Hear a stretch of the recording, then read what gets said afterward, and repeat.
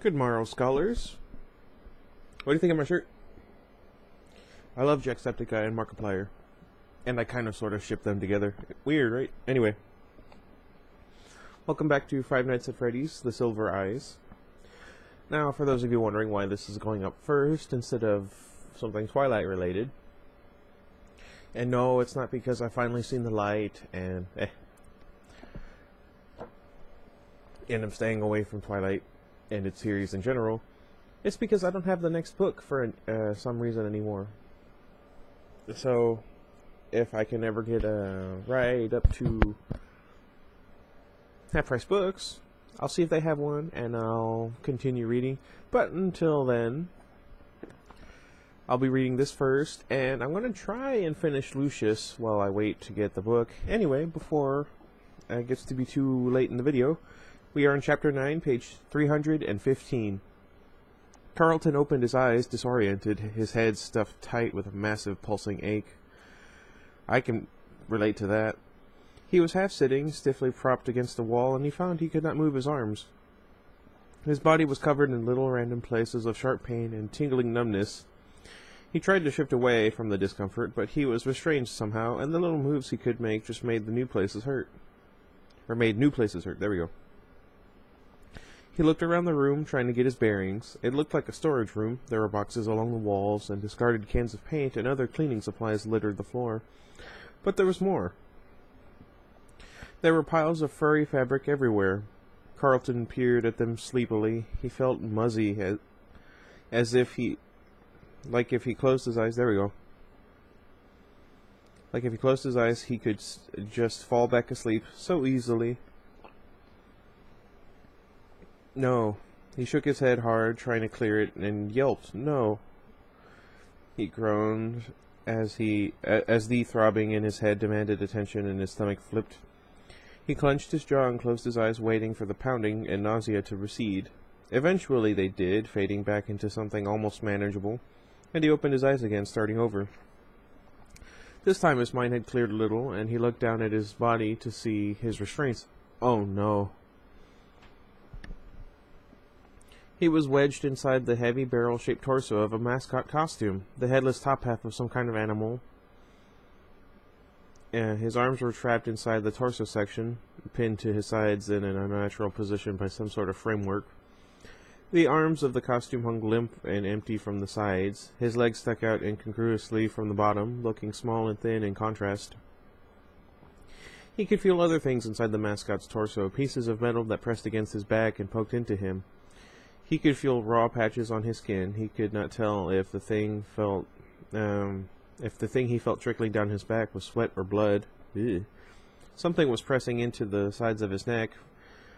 When he turned his head, whatever it was dug into his skin. The costume's fur was dirty and matted, and a faded color that might have once been a bright blue was now only a bluish approximation of beige.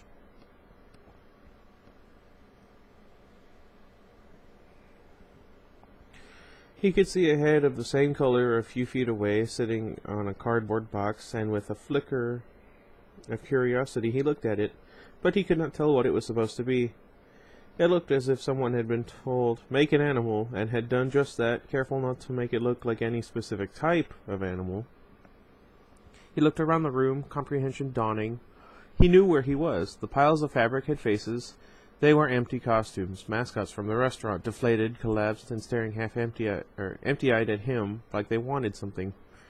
He looked around, trying to assess calmly though his heart was fluttering alarmingly in his chest. The room was small, a single bulb overhead lighting it dimly and flickering ever so slightly, giving the place a disquieting impression of movement. A small metal desk fan, brown with rust, gently oscillated in the corner, but the air it blew was heavy with the stale sweat of costumes left unwashed for a decade.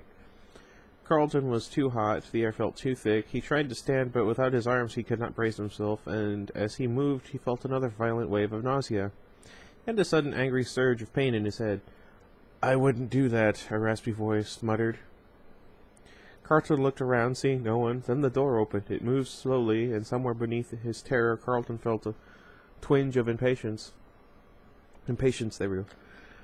"Who is it? Let me out of this," he said in a panicked desperation. The door squealed like an injured animal as it glided open, almost of its own accord, the frame empty. After a moment's pause, a yellow rabbit poked its head around the corner, its ears tilting at a jaunty angle. I like jaunty angles. It was still for a moment, almost posing. Then it came in with a bouncing walk, graceful with none of the stiff mechanistic movements of the animatronic animal. It did a small dance step, spun, and took a deep bow. Nice!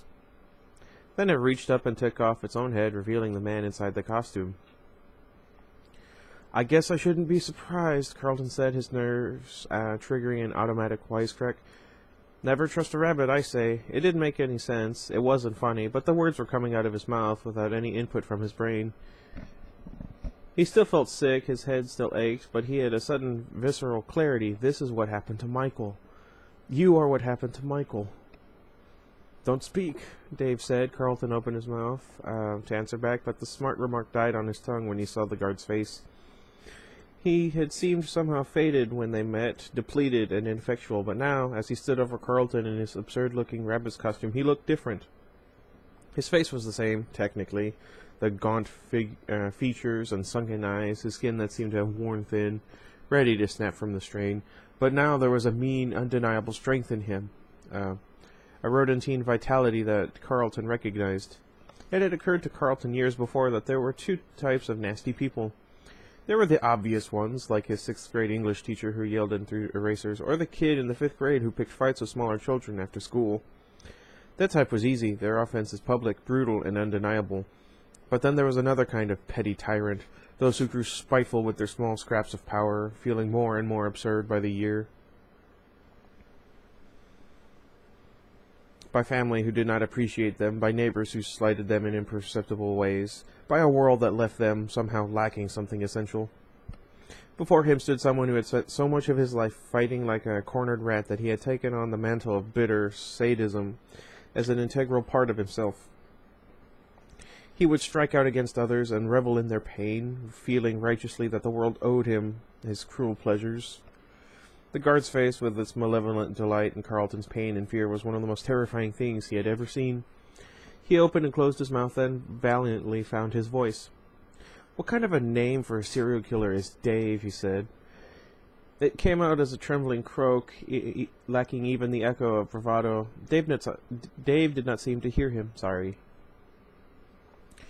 "I told you not to move, Carlton," he said calmly. He set the rabbit's head down on a plastic crate and began fiddling with the fastenings at the back of the neck. "It's not an order, it's a friendly warning. Do you know what I've put you inside?" "Your girlfriend?" Carlton said, and Dave made a thin curve of a smile. "You're amusing," he said with distaste, "but no, you're not wearing a costume, Carlton, not precisely.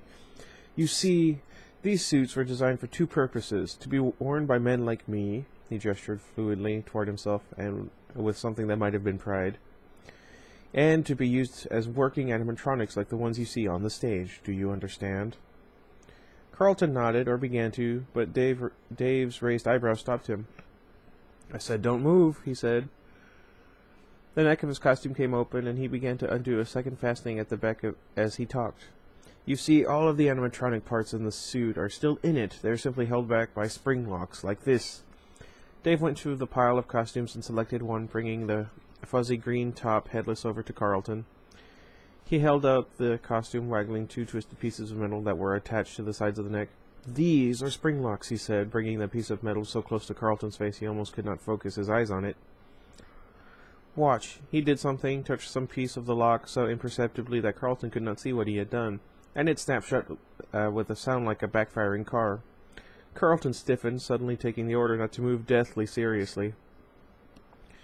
"That's a very old costume, one of the first Henry made. You can trip these spring locks very, very easily if you don't know what you're doing," Dave went on. "It almost takes no movement at all." "Henry?" Carlton said, trying to focus on what he was hearing. He could still hear the snap as if it had lodged in his head like a song that kept repeating. "I'm going to die," he thought for the first time since waking. "This man will kill me. I will die, and then what? Will anyone even know?" "Oh, that's sad." He set his jaw and met Dave's eyes. "Who's Henry?" "Henry?" Dave repeated. "Your friend Charlie's father." He looked surprised. "Did you not know that he made this place?" "Oh, right, well..." Carlton said confusedly. I just always thought of him as Charlie's dad. Of course, Dave said, the kind of polite murmur people made when they didn't care.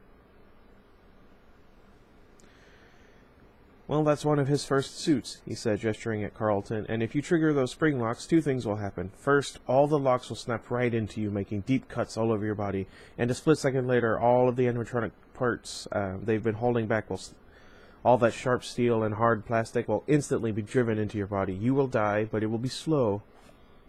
You'll feel your organs punctured, the suit will grow wet with your blood, and you will know you're dying for long, long minutes. You'll try to scream, but you will be unable to. Your vocal cords will be severed, and your lungs will fill with your own blood until you drown in it. There was a faraway look in his eyes, and Carlton knew with chilling certainty that Dave wasn't predicting, he was reminiscing. How? Carlton's voice broke, and he tried again. How do you know that? He said, managing a raspy whisper. Dave met his eyes and smiled widely. How do you think? He set the costume he was holding down and reached up to undo the final pieces of his own. It took time. Carlton watched for several minutes as Dave romanced whatever mechanisms lay under the collar. He took the costume top off with a flourish. Huh. And Carlton made an involuntary sound, a helpless and frightened mewl. Dave had been shirtless under the costume, and now his bare chest was clearly visible even in the dim flickering light. His skin was horribly scarred, with raised white lines that scored his flesh in a symmetrical pattern, each side of his body mirroring the other. Dave saw him looking and laughed, a sudden happy sound. I'm not going to bother trying to do that. Carlton shivered at it. Dave raised his arms around from his body and turned slowly in a circle, giving Carlton ample time to see that the scars were everywhere, covering his back like a faint lace shirt, stretching to the waist of the rabbit's pants as if they continued all the way down. On the back of his neck they were the largest and most visible. Two scars like parallel lines were etched from the nape of his neck all the way up to his scalp, disappearing into his hair. Carlton tried to swallow. His mouth was so dry he could not have spoken, even if there had been anything to say. Dave smiled unpleasantly. Don't move, he said again. He's here. He has to be here, Marla cried, staring despairingly at the door to Freddy's. She was clasping and unclasping her hands, the knuckles going white. Charlie watched her helplessly. There was nothing to say. The door was no longer covered in chains. Instead, it was simply no longer a door. It had been welded over. The metal was melted so seamlessly into the frame, and the hinges were gone, covered in crude, patchy solder. They all stared, not fully able to comprehend what they were looking at. Charlie shifted her feet. She had stepped into a puddle as they hurried down from the car. Now her shoes and socks were soaked and freezing. It seemed unforgivable to be focused on her own discomfort in such a moment, but she could not stop her attention from drifting to it. This is insane, Marla said, her mouth agape. Who does this? She threw up her hands in frustration. Who does something like that? She was almost shouting. Someone did that. Someone welded the shut. What if Jason is in there? Marla put her hands over her face, and Jessica Lamar stepped forward to comfort her, but she waved them away. I'm fine, she said tightly, but she did not move, still staring at the place in the wall that had once been a door.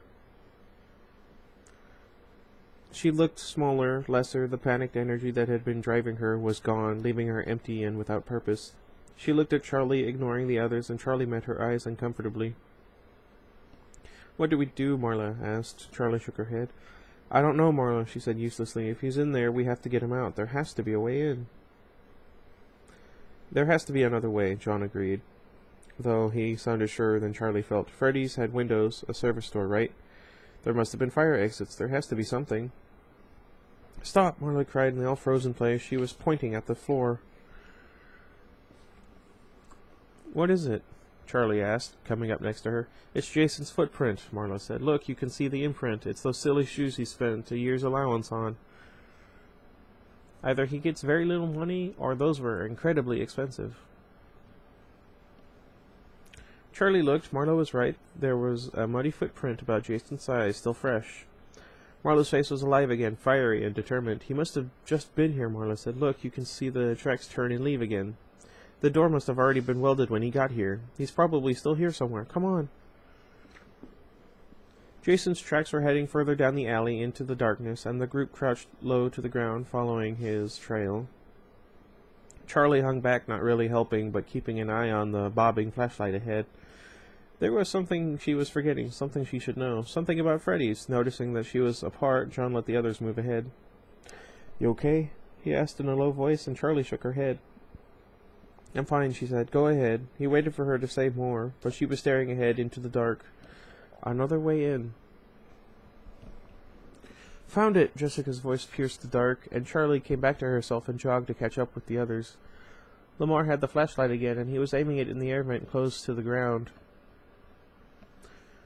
The vent was old and rusty, and its covering lay flat on the ground amidst scattered footprints and clumps of mud. "Jason, what are you doing?" Marla gasped and knelt beside the vent. "What are you thinking?" There was an edge to her voice, something teetering between panic and relief. "We have to go after him," she said.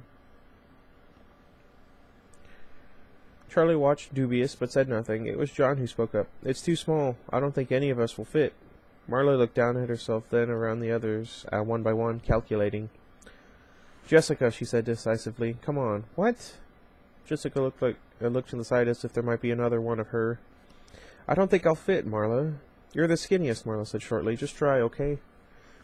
Jessica nodded and went to the vent, kneeling in the muddy concrete that was the alley's floor.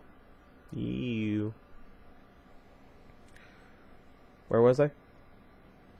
She studied the hole in the wall for a moment and tried to squeeze in, but her shoulders barely cleared the space, and after a moment she pulled back out of breath. "Marla, I can't fit. I'm sorry," she said. "You can fit," Marla said. "Please, Jessica." Jessica looked back at the others. When Charlie saw her face, it was almost white, harshly expressionless. "She's claustrophobic," Charlie thought, but before she could speak, Jessica went back in the air vent, twisting herself, trying to fit again. "Please," Marla said again, and Jessica shot back out like something had bitten her. "I can't, Marla," she said, her breathing shallow and fast as if she had been running full out. "I don't fit." "There has to be another way in," Charlie stepped in, reaching her arm between Marla and Jessica as though breaking up a fight. Charlie closed her eyes, trying again to remember. She pictured the restaurant, trying to see it not as they had the last few days, but as it had been years before. The lights were bright. It was full of people.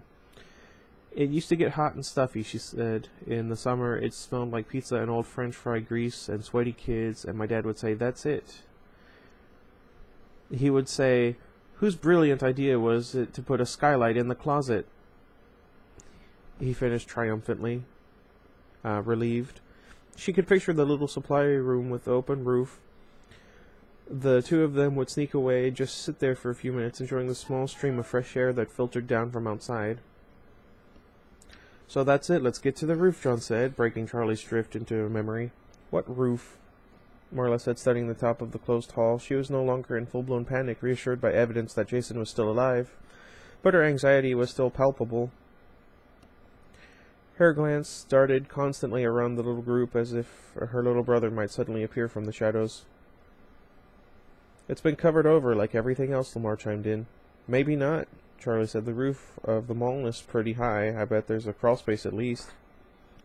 "A crawl space?" John said excitedly. "You mean a crawl space between the roof of Freddy's and the roof of the mall? Up there?" He stared up into the darkness for a moment. "A crawl space?" he repeated, his voice a little meeker. "I wonder if he's afraid of heights."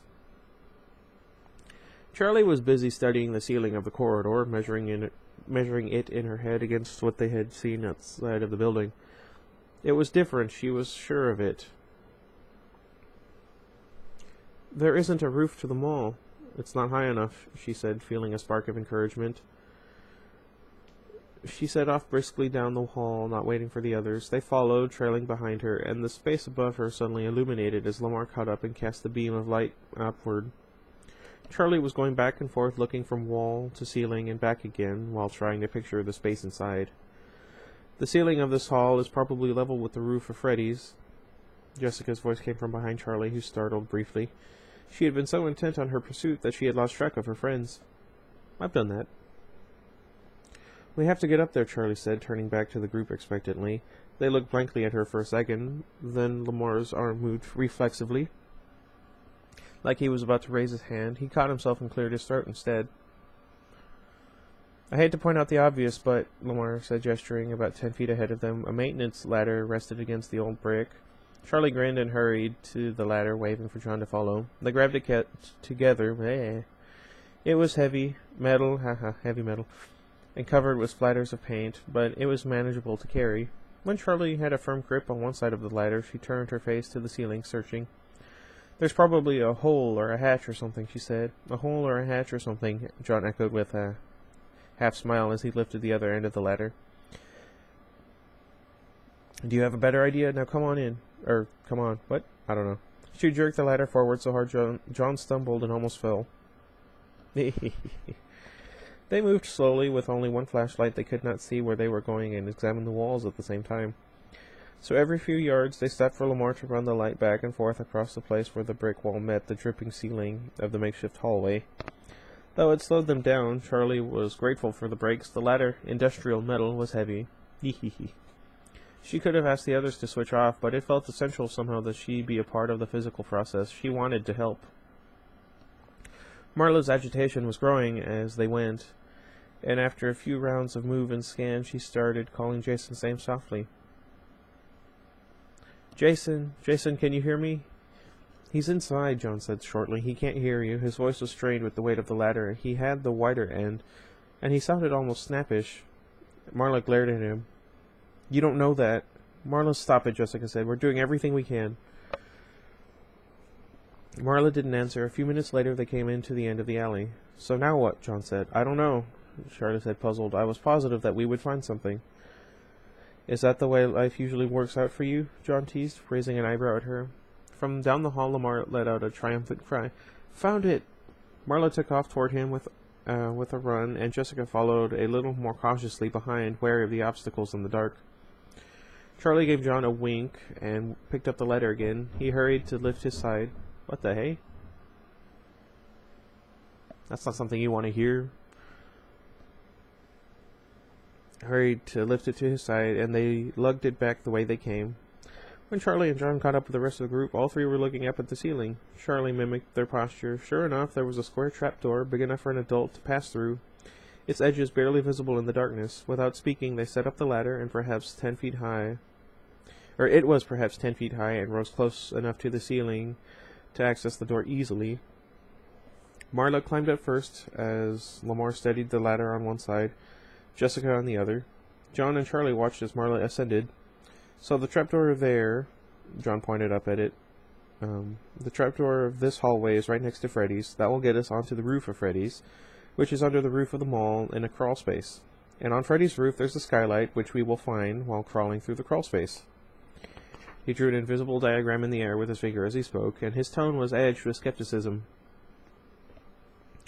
Charlie did not respond. Marla's footsteps on the ladder sounded through the hall, heavy, tiny thuds that echoed unsteadily all around them. Once we find the skylight in the crawl space, John went on, not certain if Charlie was even listening. We are going to drop down through the skylight and into Freddy's, possibly with no way of getting back out. At the top of the ladder, Marla fiddled with something on the ceiling that the others could not see, making little mutters of frustration. Is it locked? Charlie called up. Okay, sure, John said, unaware by now that he was talking only to himself. This makes sense. The bolt is stuck, Marla said. I need... Ha! A dull snapping sound rang out. Got it, she cried. She raised her hands over her head and pressed upward, and slowly the door opened above her until it tipped over and fell with a thud. So much for sneaking in, John said dryly. It doesn't matter, Charlie said. We still have to go. Besides, do you really think whoever is in there doesn't know we're coming? She's got a point. I feel like my camera's moved. The turtles are over there. Above them, Marla was navigating her way up through the door. She braced her arms on either side of the space and pushed up off the ladder. It swayed dangerously, and Lamar and Jessica clutched it, trying to stabilize it, but it was not necessary. Marla was already up and through on the roof. They waited for her to say something. Marla, Jessica called finally. Yeah, I'm fine, Marla said. What do you see? Charlie called. Throw me the light. Marla's arm emerged from the trapdoor, flapping impatiently. Lamar got a bit closer and carefully lobbed the flashlight up. Marla snatched it out of the air, and immediately the beam vanished. The light had gone out. Uh-oh. In the crawl space, Marla sat in the dark, trying to fix the flashlight. She took it, rattling the batteries, and flipped the switch on and off uselessly. As she unscrewed the top of the light and blew into the battery charge, she felt a rising panic. Since realizing Jason had gone, Marla's entire being had been focused on him. It was only now, alone in the darkness, that she began to think about the danger she herself might be in. She screwed the top back onto the flashlight, and it came on instantly. The light flashed in her eyes, briefly clouding her vision. She pointed it away and carefully swept it in a circle around her, revealing a sprawling void in all directions. It was the roof of Freddy Fazbear's Pizza. "What do you see?" Charlie called again. "You were right, there's a space, but not much. It's so dark, and it smells awful up here." Her voice sounded shaky even to her own ears, and suddenly she was desperate not to be alone in this place. "Hurry, don't leave me up here by myself." "We're coming," Jessica called up to her. Me next," Charlie said, stepping forward. The ladder was rusty, and it made squeaking complaints as she climbed, protesting her weight as she moved from step to step. But it felt sturdy, and quickly she reached the trapdoor and did as Marla had done. She stood on the top step, so she was head and shoulders through the door. She braced her arms on either side and pushed off the ladder, almost jumping to land on Freddy's roof. Oh. Cool. There was not room to stand, scarcely room to sit. The space between the restaurant's roof and the mall's roof above it was less than a yard. Yikes. Something was rattling above them, as if stones were falling overhead, and it took Charlie a moment to realize that it was the rain thundering on the uninsulated tin. Water dripped in on her head, and when she looked up, she saw a place where the metal seams had not been joined. Two corrugated, sheets simply lined up next to each other, allied by circumstance.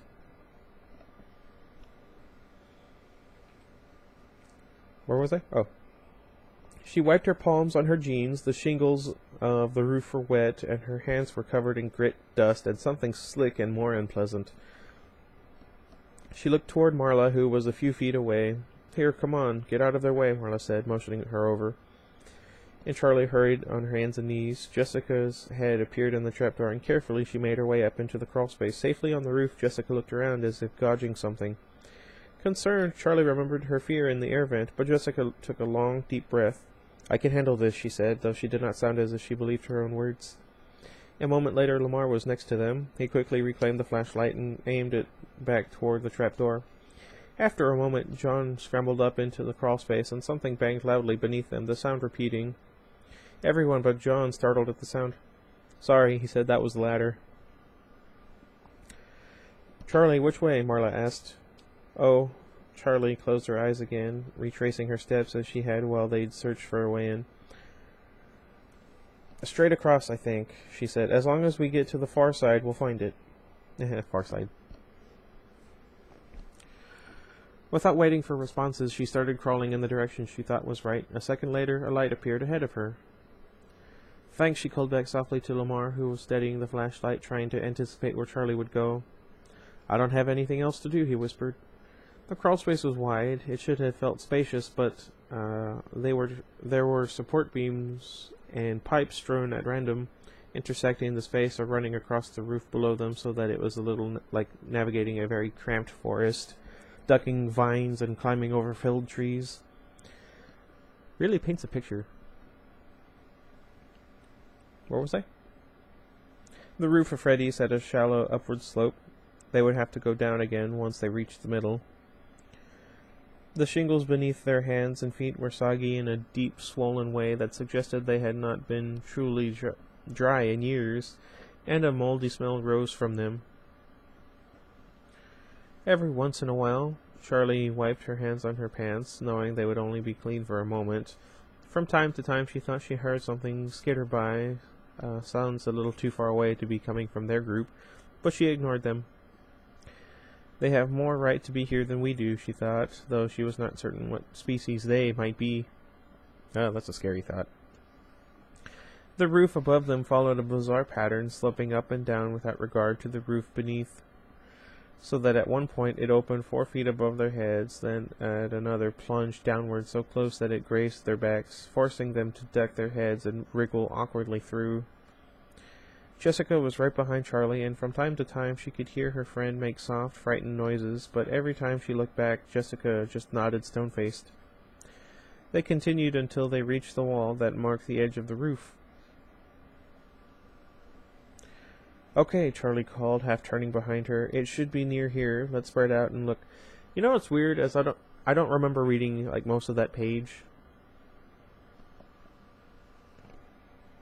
It's like I wasn't there for it. I don't know. "No, wait, what's that?" Marla said, pointing. Charlie could not see what Marla had spotted, but she followed the direction until she came to it. The skylight was a flat glass pane in the roof framed like a small window.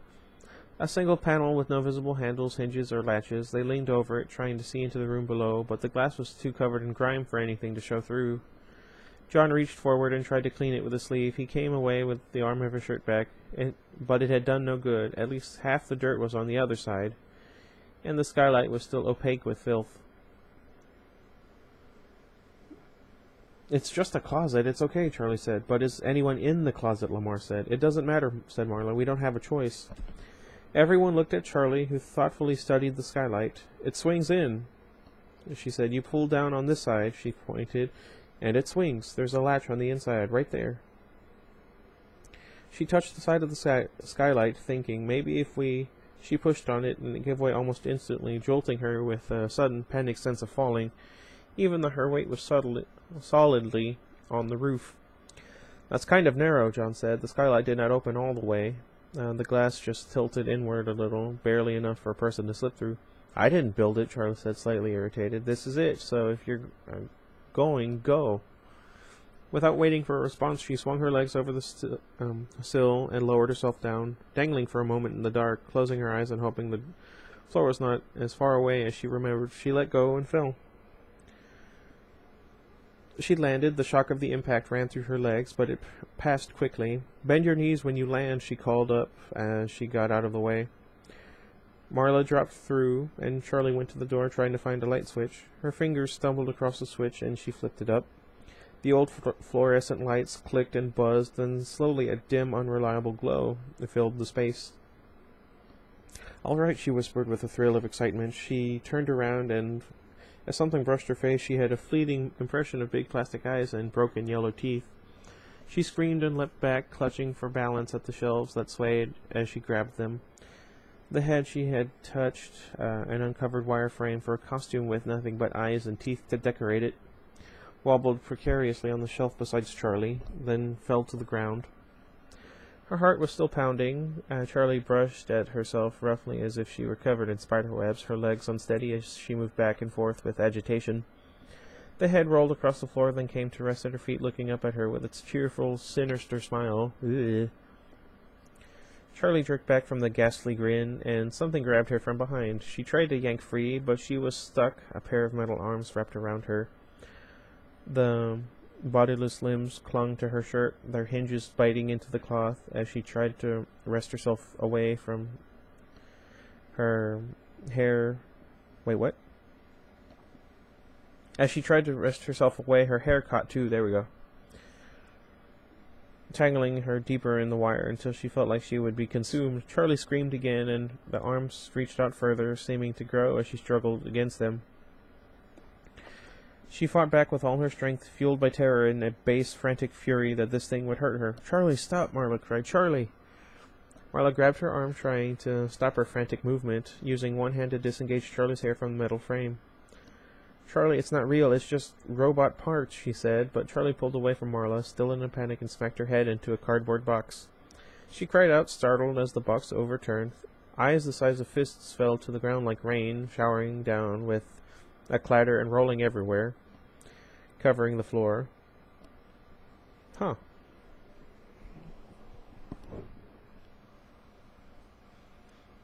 Let's see, where was I? Charlie stumbled and stepped on one of the hard plastic orbs, sending her feet out from under her.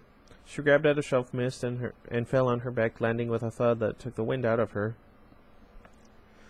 I imagined this would be me. Stunned and gasping, she looked up. There were eyes everywhere, not just on the floor, but in the walls. They looked out at her from the dark, deep-socketed, shadowed eyes peering down from the shelves all around her. She stared, unable to look away. Charlie, come on. Marla was there, kneeling anxiously over her. She grabbed Charlie's arm again and pulled until Charlie was upright. Charlie did not have her breath back, and as she inhaled thinly, she began to cry. Marla hugged her tightly, and Charlie let her. It's okay, Marla whispered as Charlie tried to calm herself, looking around the storeroom for distraction. It's not real, she told herself. They weren't a storeroom, just a closet, and these were all spare parts. The air was thick with dust, and it tickled at her nose and throat as it poured off the shelves restlessly. The rest of the group dropped through the skylight one by one. John came last, landing in the middle of the room with a thump. Jessica sneezed. You okay? John said, as soon as he saw Charlie. Yeah, I'm fine. Charlie disentangled herself from Marla and crossed her arms, still collecting herself. You know we can't get back up through there, John said, looking up at the skylight. We just need something to stand on, Charlie said, or we can climb a shelf. Jessica shook her head. No, look at the way it's opened. Charlie looked. The skylight opened upward, so the pane of glass sloped in at a gentle angle, just enough to have let them through. To get out, they would have to... Oh, she said. There would be no getting out. However close they got to the skylight, the pane of glass would always be in the way, sticking out into the precise space they needed to pass through. If anyone tried to get a grip on the roof, they would have to lean so far over the glass that they would fall from the ladder. We might be able to break the glass, John started, but the metal frame is going to be dangerous to climb over, even more dangerous with shards of broken glass.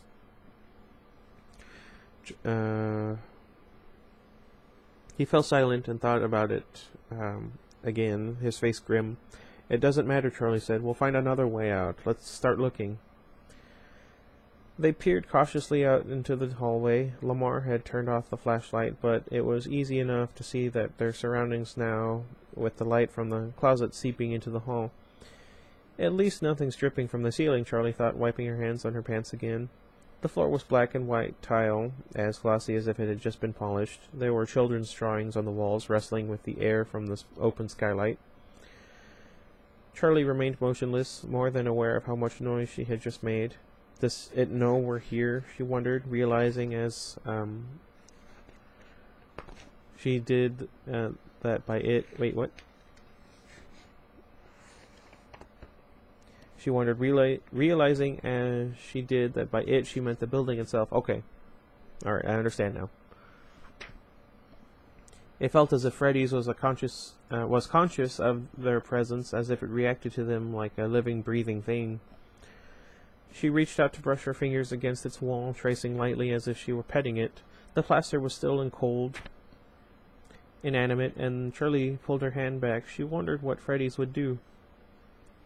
They wound around the corner, then another, and then stopped at the entrance to Pirate's Cove, hanging back from the doorway. Pirate's Cove, I have my bearings again. Charlie gazed at the little stage, no longer lit, and the curtain that hid its sole performer. Have you ever wondered if Foxy gets lonely? A few small lights flickered on the edges of the stage, then came on, illuminating the space with a pale gray glow. Charlie looked around and saw Lamar standing by the doorway with his hand on the switch. We don't have a choice, he said defensively, gesturing to his flashlight. Its light was failing. Charlie nodded, resigned, and Lamar switched off the dying flashlight. I want to take a look at this control room, Marla said, pointing to the small door nearby. Lamar, come with me. The rest of you try the other one. If we each take one set of cameras, we can see the whole restaurant. If Jason's in this place, we'll see him. I don't think we should split up, Charlie said. Wait, Lamar said. He passed John the dead light, freeing his hands. From his pockets, he produced 2 walkie-talkies. They were large, black boxy things that Charlie had only seen attached to police officers' belts. Where did you get those? She asked. Lamar smiled mysteriously. I'm afraid I can't tell you that, he said. He stole them from Carlton's house, Jessica stated plainly, taking one from his hand and examining it. No, they were in the garage. Mrs. Burke told me where to find them. They work. I tested. Mrs. Burke knew we would come here, Charlie thought. Marla just nodded. Maybe she had already known, or maybe nothing could surprise her anymore. Well, as long as she knows where they are, I guess that means that they're not completely in danger. They could still get some assistance. Come on, Marla said, as she walked between the tables in front of Pirate's Cove, careful not to disturb anything. Lamar leaned over Jessica to show her how to use the walkie-talkie. Do any of you know if there is a merry-go-round in the first Five Nights at Freddy's game?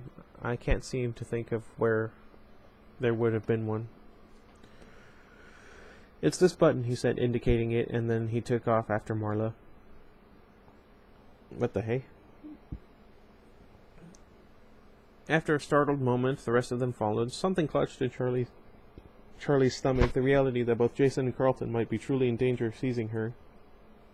It was not that she had forgotten, but while they were outside trying to solve the puzzles, it was possible to gain some distance from what was happening.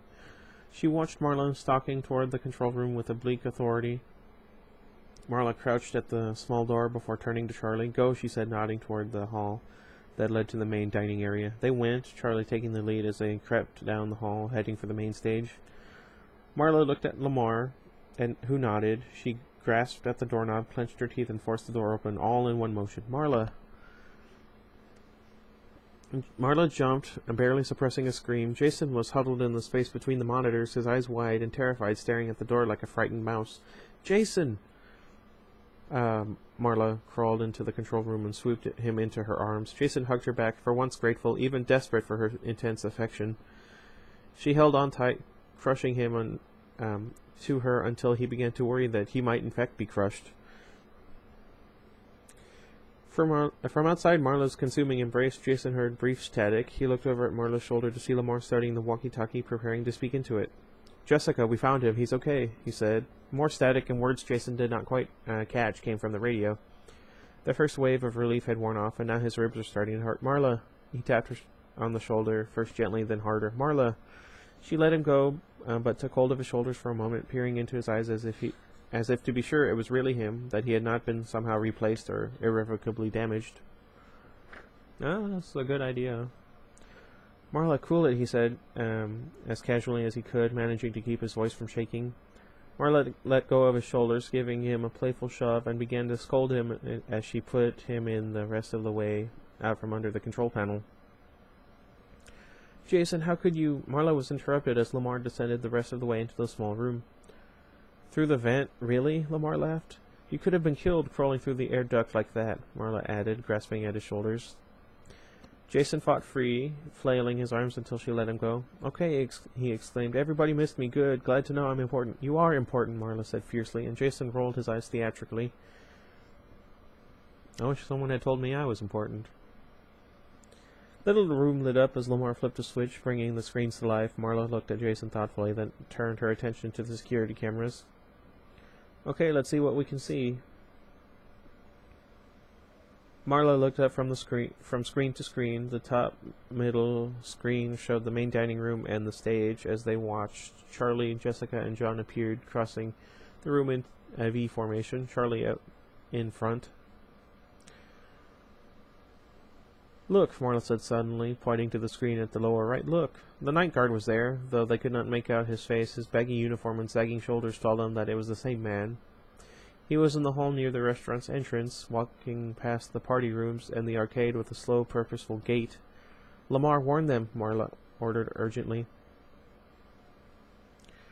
Lamar spoke into the walkie-talkie. Jessica, the guard is somewhere around there. Hide.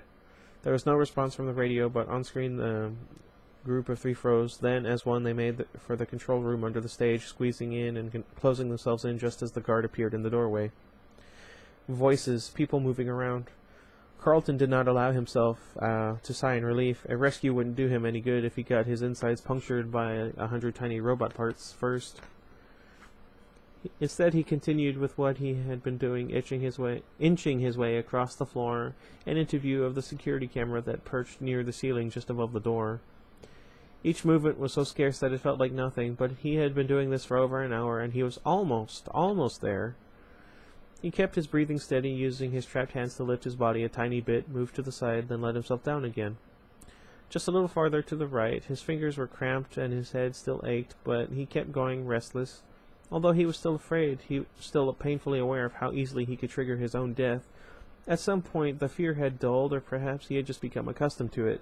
Panic could not last forever. Eventually, the adrenaline had run out, just like the games. Now, at least, the need for slow, precise movement took precedence over everything else. It was all there was. Carlton made one final movement and stopped. Closing his eyes for a moment, he had made it. Can't stop now. The others were here. It had to be them, and if they were looking for him, he would check the cameras. He stared up into the lens, willing himself to be seen. He could not wave or jump up and down. He tried rocking back and forth a little, but no matter how stiffly he held himself, he felt the press of the spring locks ready to give. He bit his lip in frustration. "Just see me," he whispered to no one, but all at once he felt as if he had been heard. He felt the inexplicable sense of someone else's presence in the room. His heart began to race again, the adrenaline that had given out, finding its second wind. Carefully, slowly, he looked around until something caught his eye. It was only one of the costumes, slumped empty in the shadows half hidden in the corner of the room. It was motionless, but its face was pointed directly at him, staring. As Carlton looked back, he realized that deep within the recesses of the costume's eye sockets were two tiny glints of light. He felt little muscles twitch, a restrained shudder running through his body, not quite enough to get him killed. He did not look away. As Carlton held the creature's gaze, he felt himself begin to calm. His heart's pounding eased, and his breath grew even. Sorry again.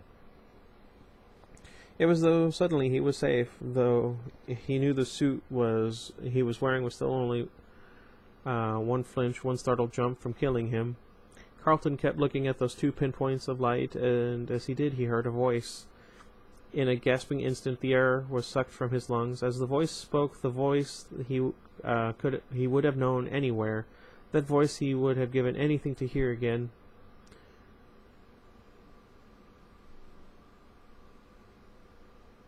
Carlton began to weep, using all of his will to keep his body from shaking. The eyes in the dark were intent on his face as the voice went on, speaking secrets to Carlton in the ringing silence, telling him things that he dreaded, things that someone had to hear. Okay, well, that's a great way to end the episode, huh? Do you know what it was? Do you know what it could have been? Do you know what I thought it was? Let me know down in the comments, and we'll see who's right. And it doesn't matter who's right or wrong. What matters is that you tried. I really would like to hear what you guys think was going on just there at the end. I like being engaged with the fans. You know, it's a lot of fun. Anyway, let me know what you think. We'll go over it. We'll find out hopefully in the next chapter. Or maybe it'll be one of those things that never gets explained, and so it can just be us going back and forth on what it could have been. I'll tell you my theory probably at the end of next episode. Just so it's not spoiled, because let's say that I'm right, and you guys would just say that, oh, I spoiled it because I read ahead and I wanted to act like I'm smart. I have not once read ahead. Every time I read this, it's for the first time, I promise you. And you know I'm telling the truth because I don't know why. I hope you guys trust me. Anyway, let me know what you think. We'll go over it tomorrow, hopefully. Or by the end of the book at the very least. Or that final video on the book. I don't think there's anything else. I'm going to try and play Lucius before I go to work today. Wow, it's only 11. Cool. Until next time. Goodbye, everybody. Have a good day.